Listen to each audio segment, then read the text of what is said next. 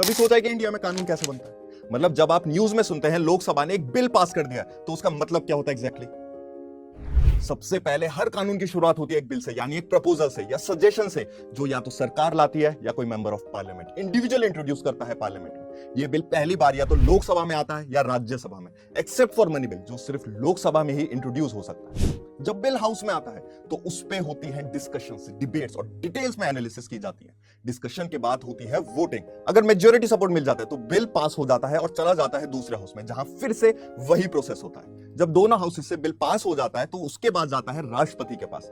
President use करता है veto power, उसके तहत बिल को अप्रूव कर सकते हैं, रिजेक्ट कर सकते हैं या कभी कभी वापस भेजने के लिए, रिकंसिडरेशन के लिए वापस पार्लियामेंट में भेज सकते हैं। लेकिन मनी बिल के केस में बिल वापस नहीं भेजा जा सकता है। जैसे ही प्रेसिडेंट अपने एसेंट दे देता है, बिल बन जाता है एक एक्ट, यानी अब नया कानून लागू हो चुका है।